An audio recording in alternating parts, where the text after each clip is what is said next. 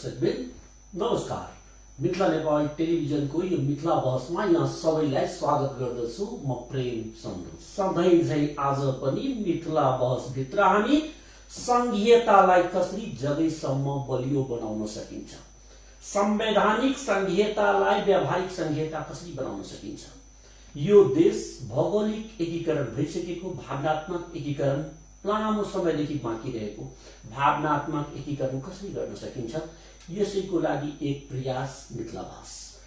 हामी चाहन्छौं यो राष्ट्र समृद्ध होस्, राष्ट्रवासी सुखी होस्, तर त्यो समृद्धि र त्यो सुखको तबसम्म अनुभूति हुँदैन जबसम्म देशको हरेक भूभागमा बसोबास गर्ने नेपालीले आफूलाई राष्ट्रवादी ठान्दैन, आफूलाई राष्ट्रप्रतिको माया जुन छ त्यसलाई जगाउन सक्दैन।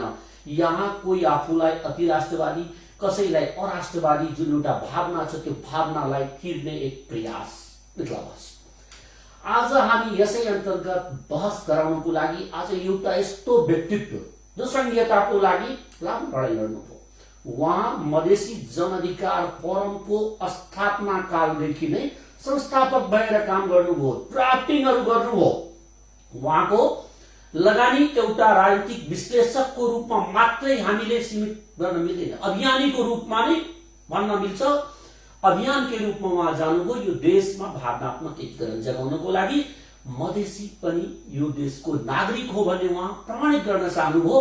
त्यसको लागि लामो सङ्घर्ष गर्दै अनवरत रूपले 18 देखि 20 वर्ष भइसक्यो उहाँको यसै क्षेत्रमा काम गरिरहेको। र आज हामी निम्ति आएको छौं एउटा छुपेको अनुहार जो आफूलाई पर्दा पछाडि राखेर काम गर्नुभयो, उहाँलाई हामी उजागर गर्न प्रयास गरेका छौं। हामी निम्ति आएका छौं उपेन्द्र झालाई, जो राजनीतिक विश्लेषक हुनुहुन्छ, मधेस अभियानीको रूपमा पनि उहाँ चिन्नुहुन्छ।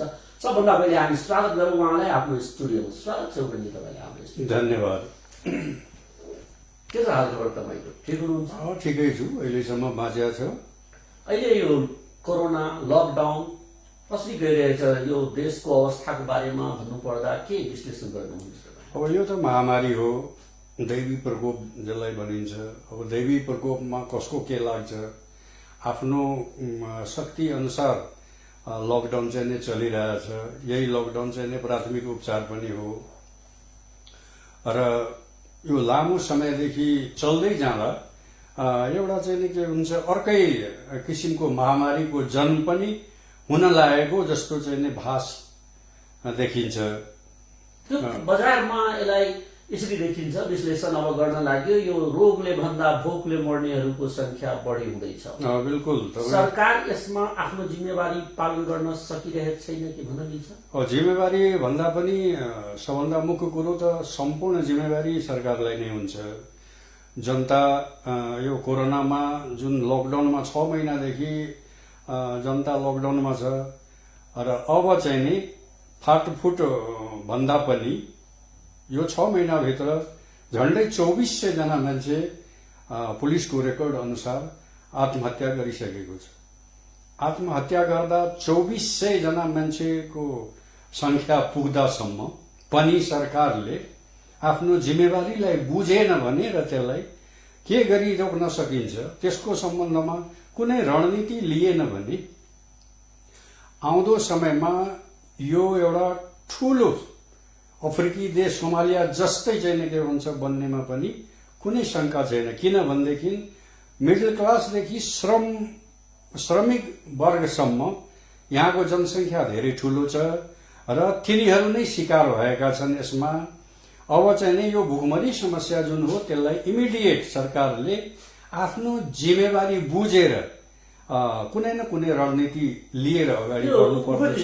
अहिले हाम्रै छिमेकी राष्ट्र चीन भनौँ, जहाँबाट यो कोरोना महामारी सुरु भयो, या हाम्रै अर्को ठूलो छिमेकी राष्ट्र भारत भनौँ, त्यहाँ पनि यो लकडाउन धेरै भयो, खुकुलो गइसकेको, त्यहाँ आर्थिक गतिविधिहरू सञ्चालन गरिसके। नेपालमा मात्रै यो लकडाउनलाई निषेधाज्ञाको रूपमा एकदम स्थानीय स्तरलाई पनि इम्पावर्ड गरेर घरैबाट निस्किन नदिने यस्तो अवस्था, यो केही अरू पनि यसको कारणहरू छ कि खालि शुद्ध कोरोना रोक्नको लागि मात्र यो प्रयास हो? कारण त केही पनि होइन। अब संसारैले चाहिँ नि योलाई लकडाउनमा गएपछि मात्रै कोरोनासँग बच्न सकिन्छ भन्ने जुन एउटा शिक्षा लिए। त्यही आधारमा नेपाल सरकारले पनि यसलाई त्यही विधिबाट चाहिँ अगाडि बढाएको छ। तर यसमा यसको जुन परिणामहरू निस्किरहेछ त्यो परिणामतिर सरकारको कहीँ कतै चाहिँ नि के भन्छ कुनै किसिमको एक्टिभिटी चाहिँ देखिएन। यो गर्दा चाहिँ नि के होला। अस्ति भर्खरै चाहिँ नि के भन्छ यो व्यापारीहरूको ग्रुपले कति आक्रामक रूपमा चाहिँ सरकारलाई भन्यो अब चाहिँ नि यसरी कोरोनाले को लागि लकडाउन चाहिँ नि गर्दै गयो भने हाम्रो चाहिँ नि उद्योग व्यापार सबै ठप्प छ। अब त तपाईहरू पनि आफ्नो तलब र भत्ताहरू सबै चाहिँ नि के भन्छ रोक्नुस्। अब तपाईहरूले पनि खानु सबै सँगै जाने भन्ने कुरा चाहिँ नि आइरहेछ। त्यो हो पनि। अर्थात् तपाईँले भन्न खोज्नुभयो जो राजनीतिक व्यक्तित्वहरू हुनुहुन्छ, जो शासन सत्तामा हुनुहुन्छ, तलब भत्ता त्यहाँबाट खानुहुन्छ, उहाँहरूले पनि तलब छोड्नु पर्यो। बिल्कुलै छोड्नु पर्यो। किनभनेदेखि राजनीति भनेको जनता मार्ने र आफू चाहिँ के हुन्छ मोटाउने भन्ने त होइन। तपाईँ एउटा सरकार हो र त सरकारको काम चाहिँ नि जनतालाई कसरी उसको जीवनशैली उसमा चाहिँ नि कुनै किसिमको हानि नहोस्, उसको विकासको कुरा, उसको उन्नतिको कुरा, यो सबै जोडिएको हुन्छ त्यो जिम्मेवारीसँग। त्यो प्रधानमन्त्रीजी त बजाप्टे भन्नुहुन्छ कि हामी जनतालाई बसी बसी खान दिन सक्छौँ, कोही भोको मर्नु पर्दैन यो देशमा, ठुलै कुरा आह्वान गर्नुभएको छ। हो, त्यो भन्नु चाहिँ एकदम राम्रो कुरा हो। तर त्यसलाई सत्यापन गरेर देखाउनु पर्छ। सोझै भनिदिएर उसको चाहिँ भोक मेटिने कुरा हुँदैन। त्यहाँ चाहिँ के भइरहेछ, जसरी उहाँ चाहिँ के भन्छ सतर्क हुनुहुन्छ। अब यहाँ नाकाबन्दी गरेर कसैलाई छिर्न नदिने, काठमाडौँको मान्छेलाई बाहिर निस्किन नदिने इत्यादि इत्यादि जुन गर्नुभएको छ त्यो सँगसँगै भोकमरी जुन चाहिँ नै आइरहेछ। अब तपाईँलाई भनौँ न, उहाँकै पार्टीका धेरै विद्वत वर्गहरूले पनि अब यो जुन आउने सम्भावना छ भोकमरीको, त्यसलाई चाहिँ नै आफ्नो लेख मार्फत बाहिर चाहिँ नि ल्याउँदै जानुभएको छ। उहाँहरू आफ्नो जुन भित्रपट्टिको असहमति छ त्यसलाई व्यक्त गर्ने सुरुवात गरिसक्नु भएको। यसलाई अलिकति मैले यसरी जोड्न चाहे, अहिलेको सरकार यो लकडाउनको पिरियडमा धेरै परिवर्तनहरू, राजनीतिक परिवर्तनहरू देशमा भए। सरकार ढल्दैछ भन्दा भन्दै फेरि टिकेको अवस्था, यतातिर लिम्पियाधुरा समेतको निशान छाप परिवर्तन, त्यस्तै गरेर राम जन्मभूमि नेपालमा आउनु, कोरोना भाइरसको विश्लेषण अथवा व्याख्यान हाम्रो सम्माननीय प्रधानमन्त्रीजीले गर्नु, र यतातिर मधेस केन्द्रित दुईटै दलहरू एक ठाउँमा आउनु, यो सबै कुराले इन द होलमा के संकेत के गरिरहेछ देशमा कोरोनाबाट बच्न, कोरोनाको विरुद्धमा जनता उत्रिन सक्छ भनेर बच्नको लागि यस्ता कुराहरू आएको हो कि यो स्वाभाविक प्रक्रिया हो? होइन, यी कुराहरू त अब तपाईँको प्रधानमन्त्रीको आफ्नो जुन किसिमको उहाँले रणनीति लिनुभएको छ। सबभन्दा हाम्रो दुर्भाग्य चाहिँ नेपालीको दुर्भाग्य के हो भने तपाईँलाई यहाँ देशमा 46 सालपछि नेपाली कांग्रेसको बहुमतको सरकार टिकेन, आफ्नो कार्यकालसम्म पुगाउन सकेन। संयुक्त सरकार बन्यो, त्यो टिकेन। फेरि पनि संयुक्त सरकार बन्यो, टिकेन। राजाको शासन त्यो भन्दा पहिला थियो, टिकेन। एमाले र कांग्रेसको पारस्परिक यसरी युद्ध चाहिँ एक किसिमले चाहिँ शीत युद्ध जस्तो भइरहेको थियो, त्यसमा चाहिँ शासन चल्न सकेन। राजाले फेरि पनि ओभरटेक गरेर शासन हातमा लियो, ऊ पनि चलाउन सकेन। अहिले आएर जब चाहिँ ओलीजीको 2/3 को सरकार बन्यो नेपालमा, पुग्न पुग 2/3 नै भन्नु पर्यो।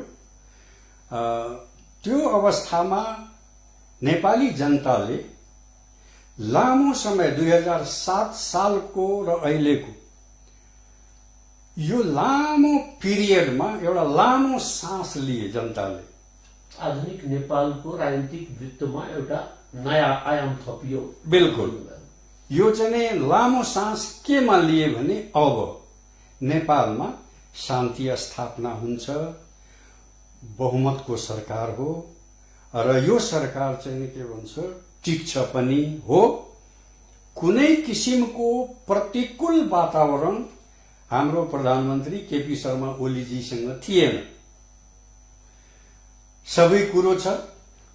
फेरि चाहिँ सहयोग गर्ने शक्ति केन्द्रहरू पनि एकदम पछाडि छ। त्यो पनि अभयदान भनौँ न, सहयोग पनि होइन, अभयदान दिने किसिमले चाहिँ शक्ति केन्द्रहरू पछाडि। शक्ति केन्द्रतिर हामी जाउँला। अलिकति यसलाई मैले छुट्याउन चाहे प्रश्नलाई अलिकति यसरी बढाइदिनुहोस्। यो सरकार कोरोनासँगको जुन जुझाइ छ, जुन लडाई छ, त्यसमा कति प्रतिशत सफल भएको मान्नुहुन्छ? होइन, सफल त हेर्नुहोस्, सफल त सफलै भन्नु पर्यो। किनभनेदेखि यो सतर्कता पहिलेदेखि हुनु पर्थ्यो। त्यो सतर्कता अलिक ढिलो भयो। जुन चाहिँ यो लकडाउन गर्ने, सेना खटाएर, पुलिस खटाएर चाहिँ मान्छेलाई बाहिर निस्किन नदिने, उसलाई जागरुक गर्ने, उसलाई चाहिँ यो लगाउनुहोस्, मास्क लगाउनुहोस्, सेनिटाइजर प्रयोग गर्नुहोस् इत्यादि इत्यादि कुराहरू जुन अहिले भएको छ त्यो सुरुदेखि नै गर्नु पर्थ्यो। र यो एउटा धेरै ठुलो आशंका थियो नेपालमा चाहिँ नि भौतिक सुविधा नभएको, कुनै किसिमको चाहिँ यो कोरोना रोकथाम गर्ने सम्बन्धको चाहिँ भौतिक सामानहरू नभएको, यी यस्तो अभावमा कोरोना चाहिँ के भन्छ जंगलको आगोको तिर चाहिँ के भन्छ फैलिएर जान्छ र यो नेपालको जनसङ्ख्यालाई चाहिँ नि खान्छ भन्ने जुन आशंका थियो त्यसलाई दृष्टिगत गरी सुरुदेखि नै यो भएको भए चाहिँ नि एउटा के हुन्थ्यो, अहिले जुन चाहिँ रिजल्ट देखाइरहेछ त्यो रिजल्टमा पनि हुन्थ्यो। पूर्णाङ्कमा यदि अंक दिनु पर्यो भने यो सरकारले कति दिनुहुन्छ? नै, यो सरकारलाई कोरोना रोकथाममा तपाईको चाहिँ के भन्छ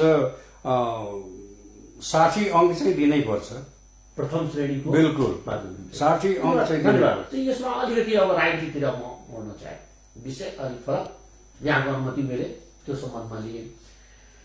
राजनीतिक पृष्ठभूमिलाई यसो कुरा गर्दा तपाईँको विचार मिल्ने, सहयात्री नाउँ पनि अलिकति मिल्ने उपेन्द्र यादवसँगको एउटा सहकार्यमा तपाईँहरू सहयात्रीको रूपमा हुनुहुन्थ्यो। त्यहाँबाट संघीयताको लागि ठुलै आन्दोलन गर्नुभयो। अन्तरिम संविधानमा संघीयता शब्द लेखाइ छोड्नुभयो तपाईँहरू। संघीय नेपाल सफल भइहाल्यो, संघीयता आइसक्यो भन्न मिल्छ? मिल्दैन। के हो, कहाँ अड्कियो संघीयता? सबै देशमा 7वटा प्रदेश छ, स्थानीय सरकार छ, 3 तहको सरकार छ, तपाईँहरूको माग कहाँ पुग्यो? हो, यो चाहिँ नि असफल भयो। यसमा चाहिँ नि हामीले आफ्नो जुन आकांक्षा राखेका थियौँ, अपेक्षा गरेका थियौँ, मधेस आन्दोलनले जुन चाहिँ के भन्छ कुरा लिएर अगाडि बढेको थियो त्यो अपेक्षा अनुसार चाहिँ के भन्छ पाउन सकेको छैन मधेस। अहिले पनि आन्दोलन जीवित छ, आन्दोलन सुसुप्त अवस्थामा गएको हो र चाहिँ नि किन हुन दिएन भन्दाखेरि तपाईँलाई अहिले धेरै फ्याक्टरहरू छ, धेरै कारणहरू छ र त्यो कारण मध्ये सबभन्दा ठूलो कारण चाहिँ नि के हो भने तपाईँलाई दिने र लिने दुवैको नियत ठिक थिएन। अलि प्रश्न पार्नुहोस् त, दिने र लिने अर्थात् यो राज्य पक्षसँग भन्न खोज्नु र तपाईँहरू लिने वर्गमा माग्नु भएको संघीयता हो। त्यो चाहिँ के हो भने हाम्रा चाहिँ नि लिनेहरू भन्नाले मधेस आन्दोलनलाई अगुवाई गर्ने नेताहरू, ती नेताहरू र दिने यो राज्य, त्यो दुईटैको नियत ठिक थिएन। लिनेमा त एउटा उपेन्द्र झा पनि हुनुहुन्थ्यो। लिनेमा म थिएँ। उपेन्द्र झाले पनि धोका दिनुभयो भन्न मिल्छ? मिल्दैन। किन मिल्दैन भने डिफेन्स कसरी बचाउनुहुन्छ आफूलाई? मुद्दा त सँगै लाग्छ नि सबैलाई। तपाईहरूलाई म्यान्डेट एउटा दियो, मधेस आन्दोलन ६२-६३ समान रूपले तपाईँ पनि देखिनुहुन्थ्यो। सिधै 81 तपाईँ साइलेन्ट भएर गइहाल्नुभयो। कारण त केही होला नि? धेरै कारणहरू छ। यही कारणहरू हो जहाँ चाहिँ के भन्छ मधेस को मुद्दालाई लिएर जुन टेबलमा आयो त्यो टेबलमा चाहिँ के भन्छ गर्न नसकेर, हामीले अपेक्षा गरेको कुरा पाउन नसकेर। के अपेक्षा थियो? उपेन्द्र झाको अपेक्षा के? उपेन्द्र झाको होइन, उपेन्द्र झाको कुनै अपेक्षा थिएन। उपेन्द्र झाको कुनै अपेक्षा थिएन। मधेस आन्दोलनमा उठेका मुद्दाहरू जुन चाहिँ के भन्छ संघीयता, त्यसपछि समान अधिकार, समानुपातिक प्रतिनिधित्व, होइन, यो राज्यको पुनर्संरचना गरेर समान अधिकारको चाहिँ नि जुन कुरा उठेको थियो, ती कुराहरूमा तपाईलाई चाहिँ नि संघीयता पनि मधेसी समुदायसँग धोका भयो भन्न खोज्नु? धेरै ठुलो धोका। त्यो सहमति गलत थियो? त्यो सहमति 22 बुँदे गलत थियो या 8 बुँदे गलत थियो? कहाँनिर तपाईँ एक्सप्रेस गर्दै हुनुहुन्छ? होइन, सहमति भए पनि तपाईलाई 22 बुँदेमा तपाईले यदि भन्नुहुन्छ भने संघीयताको विषय नै छैन। तपाईँ हेर्नुहोस् 22 बुँदेले एक मधेस प्रदेश भने त छ नि त्यसमा? छैन। अहिले पनि हेर्नुहोस् तपाईँ चाहिँ छैन। जुन चाहिँ फेरि 8 बुँदे भयो त्यसमा चाहिँ संघीयता समावेश भएको हो। मैले भन्न खोजेको के भने मधेसका दलहरू अथवा फोरमका अगुवाहरूको चाहिँ जुन लिने कुरा थियो, राज्यले त तपाईलाई माइनस गरेरै जान्छ।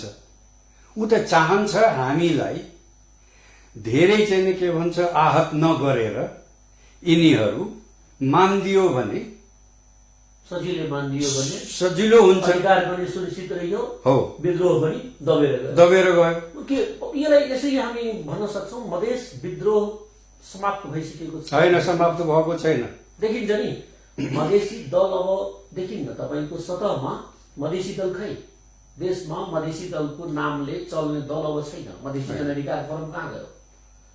उतातिर तमलोपा खोलेको थियो, सम्भावना थियो मधेसी दलको रूपमा परिचित। अहिले जनता समाजवादी पार्टीमा मधेसी शब्द पनि थपिएको छैन। के भएको? होइन, त्यो प्राप्ति पछिको यो अवस्था आएको हो। अहिले अब राष्ट्र पार्टी भइसक्यो, त्यो संयुक्त भयो। होइन, त्यहाँ चाहिँ नि अब उपेन्द्र यादव जस्तो मान्छेले एउटा कुरामा चाहिँ नि ऊ के कन्भिन्स भइसकेको छ भने मधेसको मुद्दा मैले यहाँसम्म ल्याइदिएको छु वा भन्ने पनि गर्नुहुन्थ्यो कुनै कुनै ठाउँमा। मैले मधेसलाई यहाँसम्म पुर्याएँ। अब उहाँको मानसिकतामा के छ भने मधेसले अब आन्दोलन गर्नु पर्दैन। अब अवतारको रूपमा धेरै यहाँ चाहिँ देवताहरू स्थापित भइसके। त देवताहरूको एक मिनट, देवताहरू धेरै स्थापित भइसके।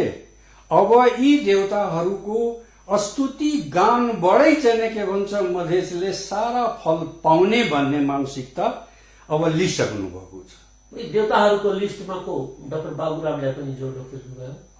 बाबुराम भट्टराई त अब अहिले चाहिँ नि गएर मिसिनु भएको हो। उहाँ चाहिँ नि एक्टिभ मधेस आन्दोलनका एक्टरहरू, उहाँहरूको भाषा मैले पहिचो लिएँ, यहाँकै भाषामा मैले भन्न खोजे। उहाँहरू मध्ये देउता भन्नेले कोलाई सम्बोधन गर्न मिल्छ? देउता जुन मधेस पार्टी खोलेर बस्नु भएको छ त्यो सबै हुन् नि। कुन पार्टीलाई अहिले मधेस? अब कुन पार्टी तपाईलाई पनि सबै कुरा थाहा छ हैन?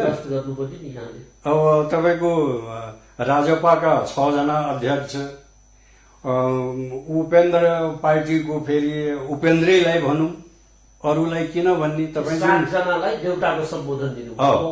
माटोको मूर्ति भइसके हो। अब उहाँहरूलाई अब त्यसमा एकजना फूल बेलपत्र अक्षत चढाउनु पर्यो, चढाउनु पर्यो। त्यसमा एकजना महन्त ठाकुरलाई चाहिँ नै हटाइदिउँ। उहाँको चाहिँ नि त्यो कुरो त्यस्तो चाहिँ नि छैन हैन। अहिले पनि अलिकति इमानदारीता महन्त ठाकुरजीसँग छ मधेस मुद्दा सम्बन्धको। तर अरू जुन छ उहाँहरू चाहिँ नि के छ भने तपाईलाई कुन हिसाबले आउनुहुन्छ भने होइन अब मधेस आन्दोलन छैन। एउटा पत्रिकालाई चाहिँ तपाईको उपेन्द्र यादवले म मधेसवादी होइन भनेर चाहिँ प्रस्ताएको पनि थियो, कारोबार पत्रिकाले। तपाईलाई थाहा छ उपेन्द्र यादव भनेको मधेसको मसिहाको रूपमा चिनिएका व्यक्तिको बारेमा तपाईँ भन्दै हुनुहुन्छ कि मुद्दा छोडी? म भनेको होइन, उहाँहरूको मानसिकता यस्तो आयो जुन चाहिँ नि अस्वाभाविक पनि हो। मधेस आन्दोलन उपेन्द्र यादवले गरेपछि त उपेन्द्र यादव आफ्नो सामुन्ने त राजेन्द्र महतोलाई पनि गन्दैनथ्यो, महन्त ठाकुरलाई पनि गन्दैनथ्यो। यहाँहरू नै मसिहाको रूपमा स्थापित गर्नु। हामीले होइन, यो तपाईमा आफै जुन शक्ति आयो त्यो शक्तिले तपाईलाई अहंकारी बनायो र स्वनाम धन्य नेता बनायो।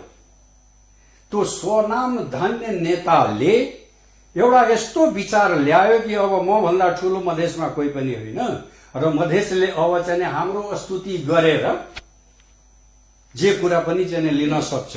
यसमा मैले अलिकति जोड्न चाहे, उपेन्द्र यादव प्रष्ट रूपले भन्नुहुन्छ कि अधिकार जति आएको छ मधेस आन्दोलनबाट स्थापित भएको। त्यो उपेन्द्र यादवले भनेको कुरो होइन, त्यो मधेस आन्दोलनकै उपलब्धि हो। त्यो संहिता आयो, जति आयो सरकार बनेछ, बिल्कुल त्यसमा उपेन्द्रजीको लगानी छ, नेतृत्व गर्नुभयो। तर फेल कहाँ भयो जुन चाहिँ प्रश्न गर्नुभयो तपाईँ, त्यसलाई अझै म क्लियर गर्छु। के रहिहाल्यो कि त्यसमा उपेन्द्रजीलाई असफल बन्न मिल्छ? हो, त्यो चाहिँ नि यो जुन अहंकार पलायो नि, शक्ति प्राप्त गरेपछि जुन अहंकार पलायो त्यो अहंकारले चाहिँ नि उहाँलाई कहाँ कहाँ के गर्नु पर्थ्यो त्यसबाट चाहिँ के भन्छ विस्थापित गरिदियो। उहाँले उपेन्द्र झालाई सम्मान गर्न सक्नु भएन, त्यो कुरालाई अहंकारसँग जोड्दा हुन्छ। उपेन्द्र यादव के अरे उपेन्द्र झालाई आफ्नै किसिमको इतिहास उपेन्द्र झाले बनाएको छ। उपेन्द्र झाको राजनीतिक जीवनमा चाहिँ उपेन्द्र यादव भन्दा धेरै सिनियर मान्छे हो उपेन्द्र झा, उमेरले पनि, अनुभवले पनि, सबै कुरोले पनि। उपेन्द्र यसैमा म जान्न चाहे, आम हाम्रो दर्शक पनि जान्न चाहनुहुन्छ यस विषयमा बडा राम्रोसँग। एक समयको सहयात्री दुवैजना, न मासुको सम्बन्ध तपाईहरूको बीचमा, खाना एकअर्काको नपच्ने, यसरी टाढा टाढा बन्नुको मूल कारण के रहेछ?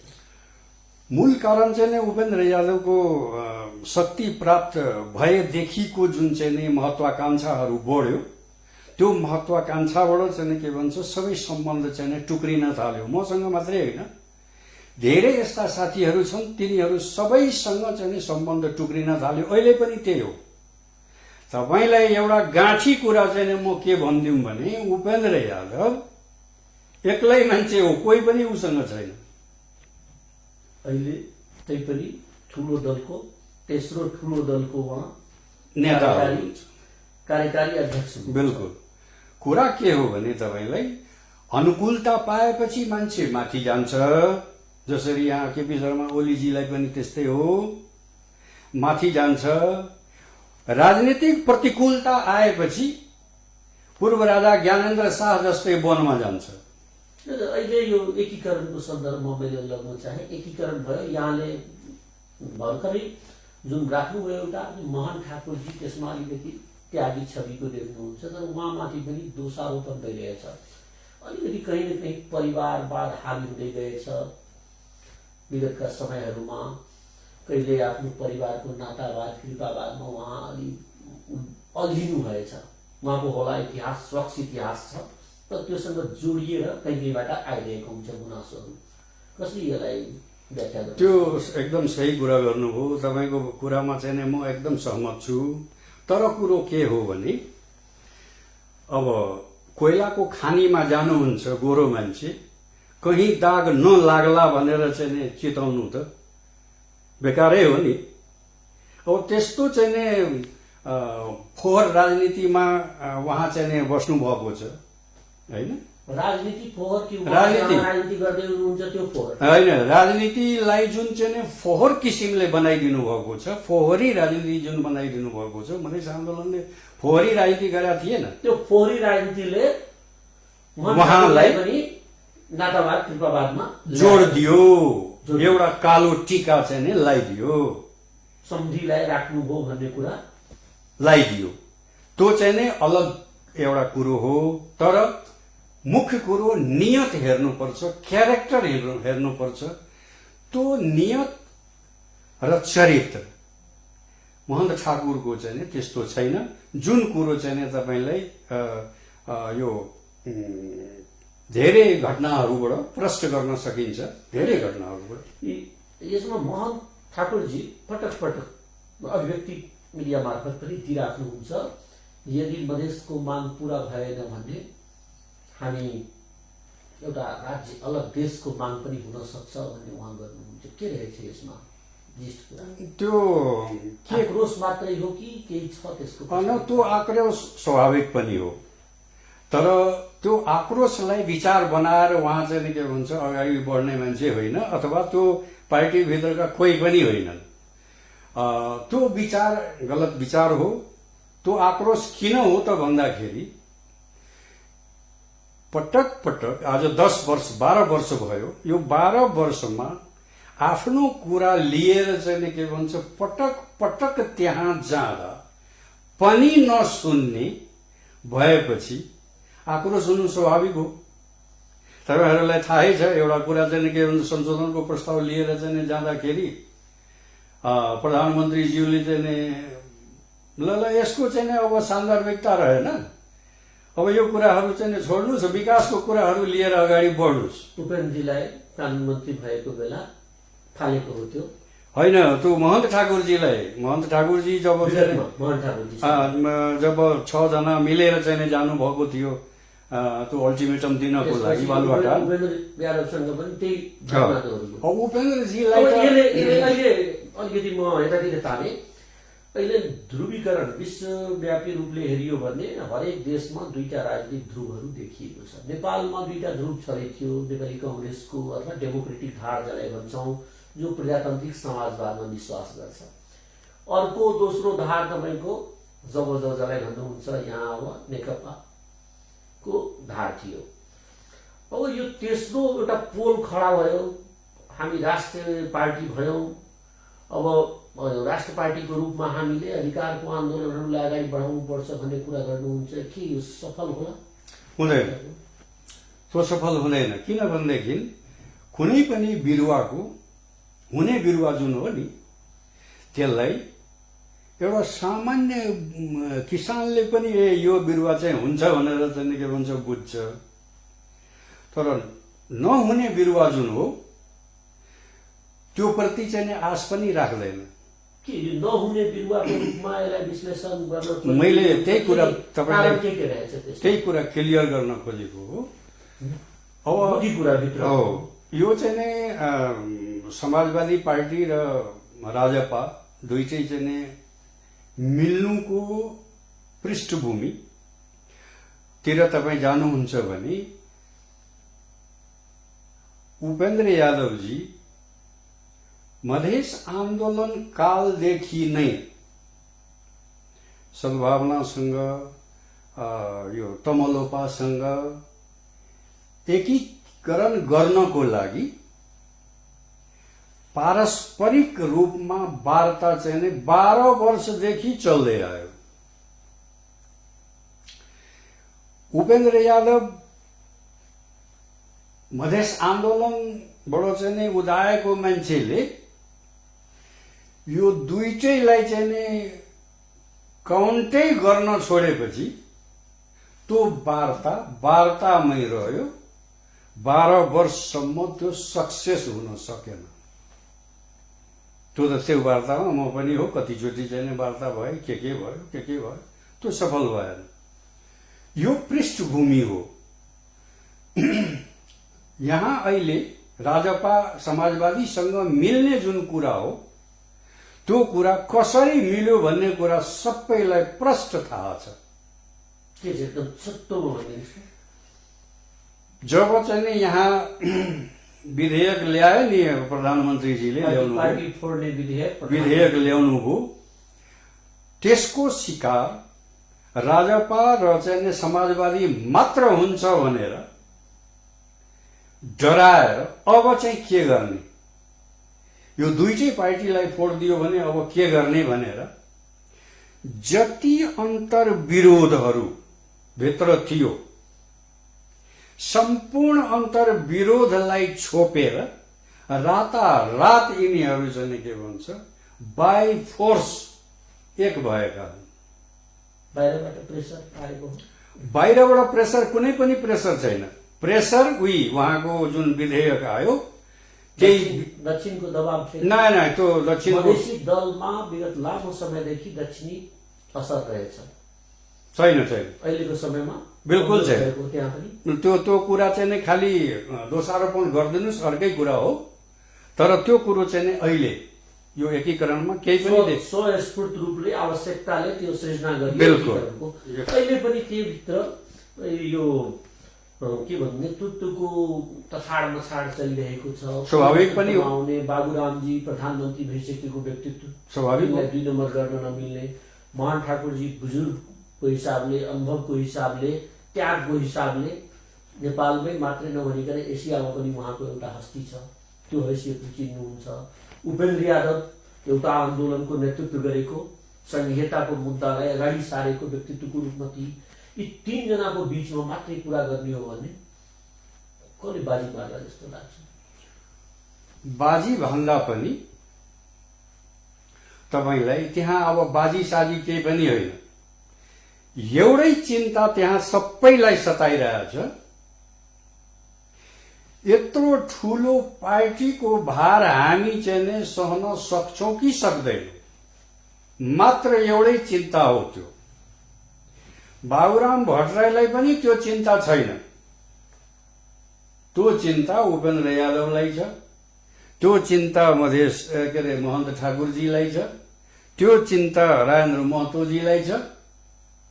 त्यो अलिक प्रश्न पार्नुहोस् त्यसलाई। बाबुरामजीलाई चिन्ता छैन भन्नुभयो यो कुराको, र उहाँहरूलाई छ के कुरा यो मधेसका? बाबुराम भट्टराई अहिले मधेसको धरातलमा जानुभएको छ, कुनै एक्टिङ त छैन।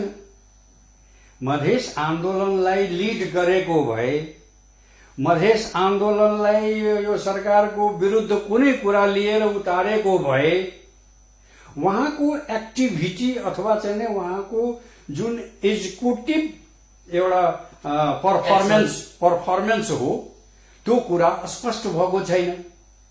अब भूतपूर्व प्रधानमन्त्री अब उपेन्द्रले चाहिँ होइन अब त्यत्रो ठूलो मान्छेलाई आफ्नो अन्डरमा ल्याएको छु, उहाँ त पहिला जति सोच्नु भएको थियो मसीहा, अब त महामसीहामा चाहिँ जानु भएको छ उपेन्द्रजी। उहाँको महत्वाकांक्षा त प्रधानमन्त्रीलाई आफ्नो अन्डरमा ल्याएपछि त स्वाभाविक हो नि प्रधानमन्त्री बन्ने आफूलाई उम्मेदवारको रूपमा हेर्नुहुन्छ। तपाईँ भूलवश नै चाहिँ दारू खानुभयो भने त नशा त भइहाल्छ नि, हो बास्ना त आइहाल्छ। बिल्कुल बिल्कुल सबै कुरो हुन्छ र त्यो देखिन्छ पनि अरूलाई। तपाईँ नशामा हो भन्ने कुरा देखिन्छ पनि। त्यसैले मैले भने जुन महत्वाकांक्षा उहाँ चाहिँ पाल्नुभयो र अब यो चाहिँ भन्नुभयो कि मेरो स्तुति गरेरै चाहिँ मधेसले सबै फल पाउने हो भन्ने जुन कुरा आकांक्षा राख्नु भएको छ। के भन्न खोज्नु भयो? उपेन्द्र यादव मदमा नशामा छन् अहिले? बिल्कुलै छ, पावरको नशा निश्चितै। त्यसकारणले यो चिन्ता अब अहिले तपाईँ चाहिँ हेर्नुहोस्, 4 जना अध्यक्षलाई चाहिँ तपाईँ स्ट्याटस दिनुभएको छैन। अनिल झादेखि लिएर अनिल झा, महेन्द्र यादव, आखिर उनीहरू पार्टी चलाएका मान्छे हुन्। शरद सिंह भण्डारी पार्टी चलाएका मान्छे हुन्, मामुली त होइन। नाम लेखाएर सोझै चाहिँ के भन्छ जानुभएको त होइन, एउटा एक्टिङ गरेर आउनुभएको हो, चुनाव लडेर आउनुभएको हो, समानुपातिकमा चाहिँ लिएर आउनुभएको हो। त उहाँहरूलाई अहिलेसम्म कुनै स्ट्याटसमा चाहिँ राखेका छैन भनेपछि तपाईँलाई कुरो के हो त भन्दाखेरि तपाईँ जुन भन्नुभयो नि यो एकदम निर्विकल्प नेतृत्व त्यहाँ चयन गर्नु पर्यो भने अब कसलाई जलान जस्तो अनुमान गर्नुहुन्छ? यहाँ विश्लेषण गर्नुपर्दा कसलाई दिन उपयुक्त होला? मैले भनेर हुँदैन, त्यो उपयुक्तता त भन्न सकिन्छ नि। त्यहाँ चाहिँ नि तपाईँ समाजको एउटा चिन्तक पनि हुनुहुन्छ, त्यो हिसाबले मैले भन्दा तपाईँलाई कसको हातमा नेतृत्व गयो भने सही नेतृत्व रहला? हेर्नुहोस्, या विगत जस्तै राजपा जस्तै साझा नेतृत्वको अवधारणाले मात्रै चल्ने हो कि एकल नेतृत्व अब स्वीकार हुन्छ कि मधेसी दलमा मूलत नेतृत्वकै प्रश्न रहेको सधैँ पनि बिल्कुल एकीकरण नहुनुको कारण पनि त्यही हो जस्तो लाग्छ मलाई। अब महन्त ठाकुरजीलाई भनौँ भने अहिले पनि मधेस मुद्दाको प्रति इमान्दारी छ। बाध्यतावश चाहिँ के भन्छ त्यो नालीमा चाहिँ उभिन पर्दा चाहिँ उभिनुहुन्छ बाध्यतावश। तर जे भए पनि तपाईँको चाहिँ विगत कालमा म चाहिँ हेर्दै आइरहेको छु त्यो इमान्दारिता चाहिँ के भन्छ राख्नु भएको छ। मधेस मुद्दाप्रति महन ठाकुर इमान्दार हुनुहुन्छ भने गद्दार को छ त? सबै गद्दार छन्। बाँकी सबै तपाईँ नाउँ लिन सकिन्छ गद्दारहरूको को हुन्? व्यक्तिवादी चरित्रलाई अँगाल्नुभयो भने के कुरा छुट्छ? व्यक्तिवादी चरित्र अँगाल्नुभयो भने के कुरा छुट्छ?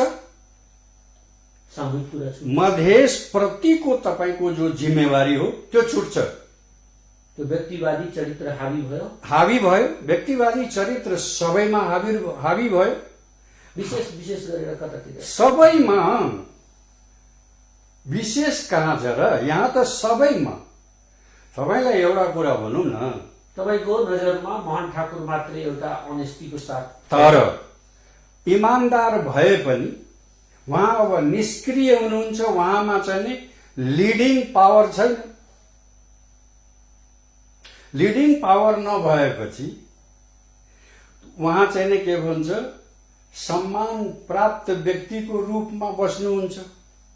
मधेसलाई लिड गर्ने हिसाबले चाहिँ बस्नुहुन्न। त उहाँ निष्क्रिय भइसकेपछि त्यहाँ अरू को बचे त? सबै व्यक्तिवादीहरू बचे। त्यो व्यक्तिवादी मध्येबाट जो अलिक कम व्यक्तिवादी छन् त्यसलाई दिनु पर्यो नेतृत्व। त्यो कतातिर जाला जस्तो लाग्छ? कतैतिर जाँदैन। जसको चाहिँ नै आफ्नो बाहुबल छ त्यहाँ एउटै कुरा, त्यहाँ चाहिँ के भन्छ मुख्य नेतृत्वकर्तालाई एउटै चिन्ता भइरहेछ, यत्रा सबै आए यिनीहरू हामीलाई के गर्छन्, जोडेर राख्न सक्छौँ कि सक्दैन भन्ने चिन्ताको विषय हो। त्यत्रो चाहिँ ठुलो हृदय चाहिँ के भन्छ नेतृत्व वर्गमा चाहिँ छैन। सबैलाई चाहिँ के भन्छ हटाएर राख्ने। अलिक प्रश्न भन्नुहोस् त, अब के यो पार्टी फुट्न सक्छ भन्न खोज्नुभयो? यहाँ त जे पनि हुन्छ नि फुटेकै हो नि। एकपल्ट होइन, 7-7 पल्ट फुट्यो। एकपल्ट फुटे पो गल्ती भयो, 7-7 पल्ट फुट्नुलाई गल्ती भन्छ? त्यो त व्यक्तिवादी चरित्र हावी भएपछि तपाईँलाई लोक कल्याणको जुन भावना हो त्यो हराउँछ। आफ्नो आफ्नो स्वार्थमा सबै हुन्छ। यहाँ गुट बन्छ, गुट तयार हो, गुट तयार हो। चाहे त्यो तमलोपासँग भएको होस् घटना, चाहे सद्भावनासँग, चाहे मधेसी जनअधिकार तत्कालीन अवस्था। बिल्कुल। अहिले अब मधेसको मुद्दा तपाईँको शब्द मैले पैचोलिए, भाषा पैचोलिए भने पुरा भएको छैन, माग पुरा भएको छैन। मधेसमा आन्दोलन त सेलाइसकेको अवस्थामा देखिन्छ, सुसुप्त अवस्थामा देखिन्छ अहिले। तर के वास्तवमा आगो निभिसक्यो हो कि छ कहीँ आगो माथि? एकदम छ। त्यो अधिकारवादी आन्दोलन जबसम्म उसको अधिकार सम्बोधन हुँदैन तबसम्म अधिकारवादी आन्दोलन चाहिँ नै बिल्कुल चलिरहन्छ। र समय सापेक्ष ऊ चाहिँ नै एक कदम पछाडि त्यो हुनु स्वाभाविक हो। सुसुप्तावस्थामा जानु स्वाभाविक हो, होइन? नेतृत्वहरूले धोका दिएर सुस्त अवस्थामा गयो। धोका भन्दा पनि मैले भने नि तपाईलाई, व्यक्तिवादी चरित्र जब चाहिँ अँगालो हो भने व्यक्तिवादी चरित्र स्वतः त्यो कुरा छुट्छ। धोका भन्न मिल्छ? बिल्कुल मिल्छ। अच्छा, यसो मैले अलिकति जोडेँ। अब आगामी समय मधेस मुद्दामा के हुन्छ? यही दलले, यही जसपाले प्रदेश अधिकार दिलाउँछ। उतातिर एक अवस्थामा देखिन्छ विगतमा सीके रावतजी पनि खुब राम्रोसँग उफ्रेर आउनुभयो अगाडि। उहाँ पनि ठ्याङ्गा भएर जानुभएछ। केपी ओली बडा राम्रो, नेकपा बडा राम्रो, एमाले कार्यशैली बडा पसन्द गर्नुभयो उहाँले विगत समयमा। अब त्यो मधेस मुभमेन्ट के हुन्छ? वेस्ट भएर जान्छ या त्यहाँ फेरि एउटा सुसङ्गठित शक्ति निर्माण हुन्छ? बिल्कुल निर्माण हुन्छ। तपाईलाई के हो भने असलमा मधेस आन्दोलन जुन हो त्यो एउटा भारी हो। मधेसले चाहिँ नि कसैलाई बोकाइदिएको भारी हो, यो चाहिँ नि अधिकार तिमी दिलाऊ। त्यो त्यसलाई चाहिँ नि अलिकति परसम्म चाहिँ नि उपेन्द्रजी ल्याउनु भयो हैन।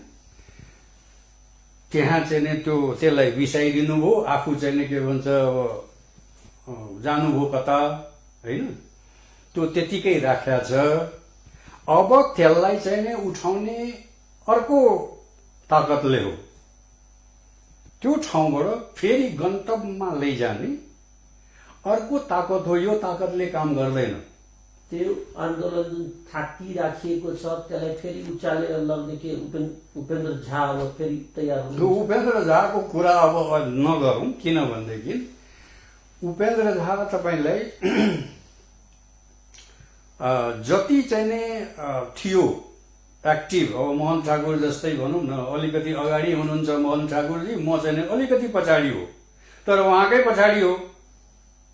त निष्क्रियता उहाँमा चाहिँ नि जति आइसकेको छ त्यो मात्रामा ममा चाहिँ नि निष्क्रियता आएको छैन, तर निष्क्रियतातिर अग्रमुख चाहिँ नि म भएको छु। त मैले त्यो कुरा चाहिँ नि अब त सम्भवै छैन, त्यसलाई युथहरूले ल्याउने हो। नयाँ बिल्कुल एकदम निश्चित रूपले यो जुन चाहिँ नि के भन्छ एउटा मोह चाहिँ नि देउताहरूमा चाहिँ नि पलाएको छ, जुन चाहिँ नि हामी नै हो सबै थोक गर्ने, त्यो मोहबाट उहाँहरूलाई मुक्त हुनुपर्छ।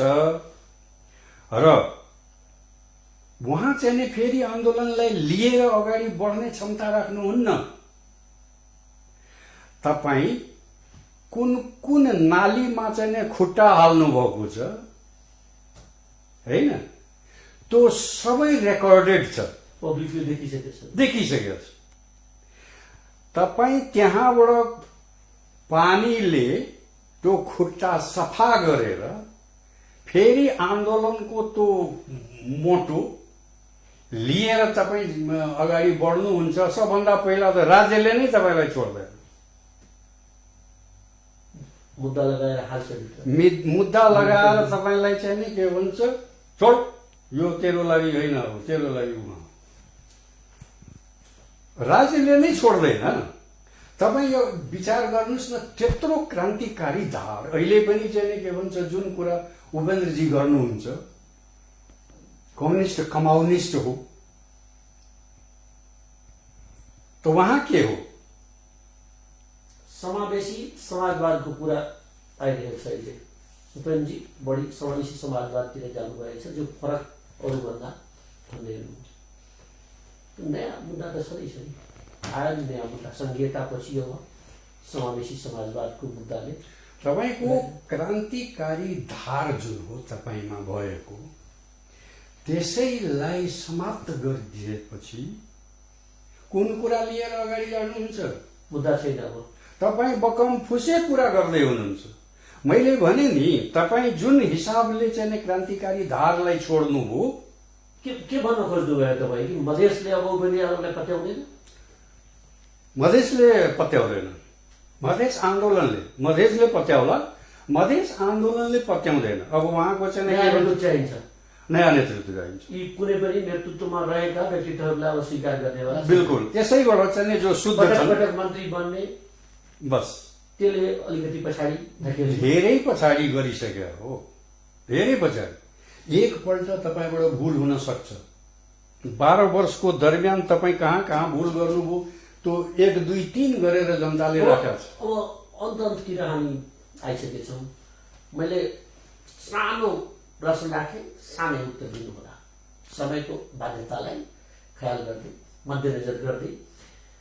अहिले मधेसी समुदायभित्र पनि मधेस भूभाग जहाँ तपाईँको 8वटा जिल्ला मात्रै नभनिकन 22वटा जिल्लालाई तपाईँहरूको भन्न चाहे, तपाईँहरू जुन माग गर्नुहुन्छ कि एक मधेस प्रदेश भन्ने, त्यो पुरै त्यहाँनिर यो हिन्दूवादको मुद्दा जुन छ त्यो आइरहेको छ। संहिताभित्र, गणतन्त्रभित्र हिन्दू राष्ट्र बनाउने कुराहरू पनि चलेको गएकै सुनिन्छ। के चाहिँ यो कुराले पनि नयाँ एउटा भार निर्माण गर्छ? बिल्कुलै गर्छ, त्यो गर्छ। किनभनेदेखि हिन्दू कुनै चाहिँ नि नयाँ किसिमले यहाँ छिर्ने कुरा त होइन। हिन्दू त यहाँको चाहिँ नि माटो पानी हावामा मिसिएको छ। त्यसलाई एउटा नयाँ सब्जेक्ट भनेर तपाईँ चाहिँ नि के भन्छ प्रोजेक्ट गर्दाखेरि चाहिँ मान्छेलाई पनि के ल्यायो भन्ने कुरा त्यो त स्वाभाविक हो। तपाईँमा छ, हामीमा छ, सबैमा छ। यो त्यो पुरानै अवधि हो, थन्किएको छ, बिल्कुल जति बेला पनि निकाल्न सक्ने अवस्था। त्यो त स्वतः हो। आउँदो समयमा परिस्थितिले त्यसलाई पनि तानेर ल्याउँछ। समग्रमा हाम्रो संवाद सिद्धिन लागि केही अझै थप्नुपर्ने छ जस्तो लाग्छ। होइन, अब तपाईँले मलाई बोलाएर चाहिँ नि अवसर दिनुभयो, त्यसको लागि धन्यवाद छ। र एउटा नयाँ कुराहरू पनि राख्ने मौका दिनुभयो र चाहिँ नि मधेसमा फेरि पनि एउटा चाहिँ नि क्रान्तिकारी धारलाई अगाडि बढाउनको लागि हामीले चाहिँ नि के भन्छ बढ्नुपर्छ। यसरी चाहिँ नि के भन्छ जनचेतना फैलाएर लानुपर्छ। यो अधिकार टुङ्गिएको होइन, यो बढ्छ र बढिरहन्छ। हामीले पनि यसलाई बढाइदिनुपर्छ। अगाडि जति शक्ति छ त्यो शक्तिको आधारमा बढाइदिनुपर्छ। धन्यवाद। धन्यवाद आदरणीय दर्शकबिन, आज हामी कुराकानी गर्दै थियौँ उपेन्द्र झा, राजनीतिक विश्लेषक प्लस मधेस सेन्टिमेन्टसँग लामो समय सङ्घर्ष गर्नुभएको, त्यसको अभियानीको रूपमा पनि चिन्नुहुन्छ। उहाँ केही समय हराउनु भयो, राजनीतिक वृत्तबाट हराउनु भएको हामी भन्न मिल्छ। उहाँ राजनीतिक परित्याग गर्नुभएको छैन, कहीँ न कहीँ एक कुनामा छ कि अझै पनि मुद्दा जिल्लिन्छ। उहाँले प्रष्ट रूपले राख्नुभएको छ मधेसको माग देशको माग हो र त्यो माग आज न भोलि सम्बोधन हुन्छ नि। वास्तविक जुन माग हो त्यो अहिलेसम्म सम्बोधन हुन नसकेको अवस्था, तर आउँदो पिँढीले त्यो मुद्दालाई छोड्दैन, कहीँ न कहीँबाट फेरि उचालेर अगाडि लग्छ। मधेससँग धोका गर्ने नेतृत्वहरू आफै पनि धोकामा पर्ने कुरा उहाँले प्रष्ट रूपले भन्नुभएको छ।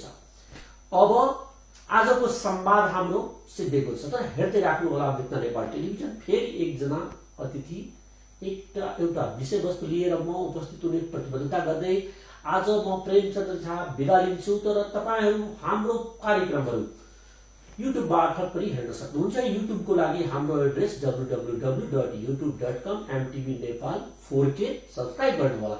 त्यस्तै हामीलाई फेसबुकबाट पनि हेर्न सक्नुहुन्छ। फेसबुकको लागि www.facebook.com/mtv नेपाल न्युज। यस्तै गरेर हामीलाई तपाईँ कुनै पनि विश्वको कुनै पनि भूभागबाट स्मार्ट मोबाइल, स्मार्ट टेलिभिजनबाट हेर्न सक्नुहुन्छ। हामी सबैको लागि, हामी सधैँको लागि हाम्रो नारा चरितार्थ गर्न सधैँ तत्पर रहने प्रतिबद्धता साथ। नमस्कार।